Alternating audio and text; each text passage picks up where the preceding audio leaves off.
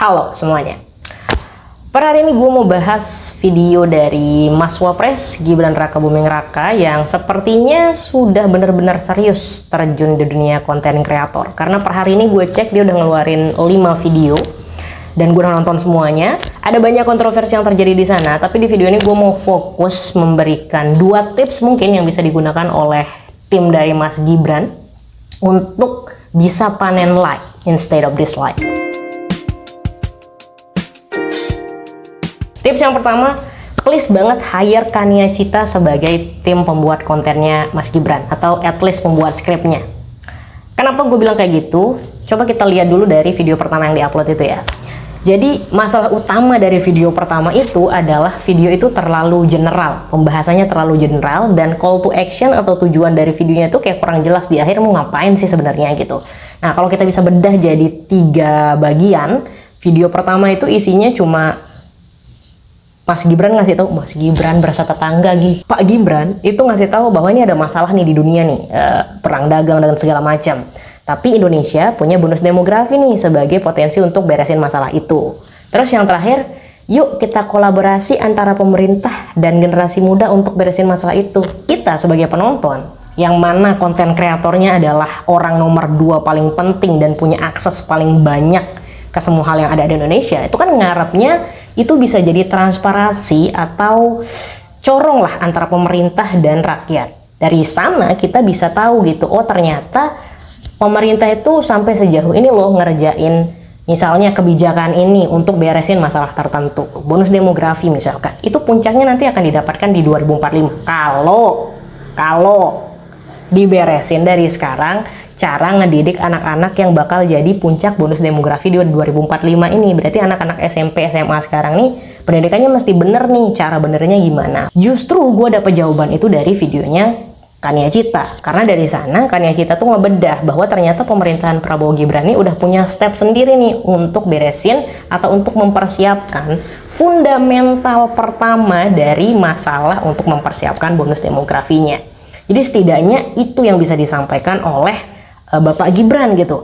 Jadi kalau misalkan emang benar-benar serius di dunia konten kreasi ini sebagai wapres, kita sebagai rakyat tuh menunggu banget transparansi informasi dari at least seberapa jauh pekerjaan yang sudah dilakukan oleh pemerintah untuk benerin masalah-masalah yang ada di Indonesia ini. Dan mungkin salah satu hal yang bisa dilakukan oleh timnya Gibran adalah untuk meng-hire orang-orang yang emang tahu apa isu yang harus dijawab ke masyarakat. Tapi di video yang kelima yang tadi tayang ya, dan gue udah tonton juga berulang-ulang juga, gue bisa lihat ada improvement dari beliau, dari cara penyampaiannya, flow penyampaiannya lebih baik, kemudian lebih natural kelihatannya. Lalu dari segi materi juga jauh lebih baik, karena sekarang ketika dia mengangkat satu isu sebagai isu utamanya di video itu, di akhir dia akhirnya memberikan gambaran bahwa ini loh yang dilakukan pemerintah untuk menyelesaikan masalah ini gitu, which is itu sama dengan apa yang gue harapkan sebelumnya ya, yaitu keresahan gue, mungkin keresahan banyak orang juga. Tapi di satu sisi gue kan ada rasa bangganya, wih jauh lebih baik nih wapres kita sebagai konten kreator gitu. Tapi gue juga akhirnya keinget sama video dari Baseless Indonesia yang juga ngebahas tentang bagaimana persona seorang Gibran sejak dia memunculkan dirinya dengan full monolognya di YouTube dan aktif ya, bisa dibilang aktif dan konsisten. Di sana dia ngebahas bahwa kan seperti yang kita tahu banyak banget hate comment yang diluncurkan ya kepada Gibran sebagai wapres kita, dan dari hate comment itu kita bisa lihat orang tuh ekspektasinya terhadap Gibran ini emang rendah banget. Nah, yang dibahas oleh Baseless Indonesia adalah ketika orang punya atau kita udah punya pola pikir bahwa seseorang ini kapasitasnya rendah, saat dia melakukan growth atau pertumbuhan, kita tuh langsung wow. Karena dia punya area perkembangan yang luas banget ke depannya. Contoh simpelnya kayak gini.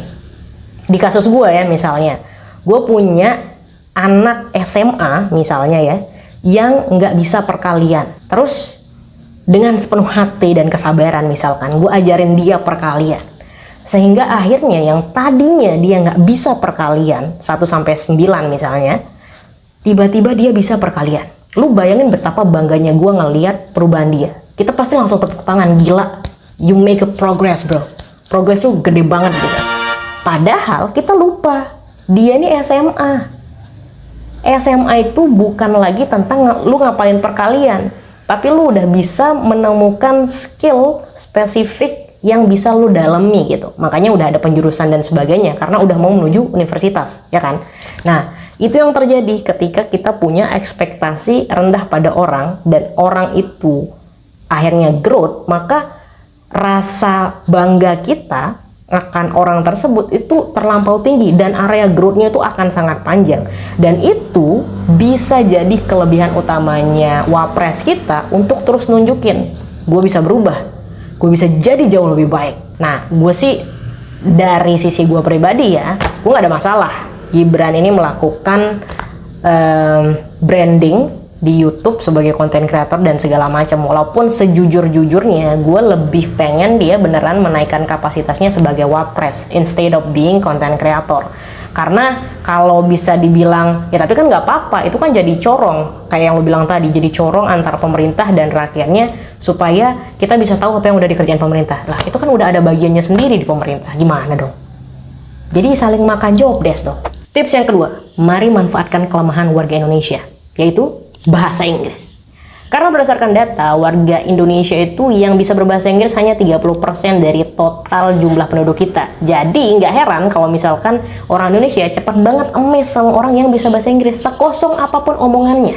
Jadi dengan tips ini, walaupun nanti naskah yang dibacakan atau yang dihafalkan itu nggak yang ngena-ngena banget atau yang nggak bermakna banget, tapi selama itu disampaikan dengan bahasa Inggris, dengan terlihat sangat hafal, menguasai intonasinya, pronunciation-nya bagus, put a little bit drama in it, make a little bit joke, bro, you got this. Check 1 2 1 2.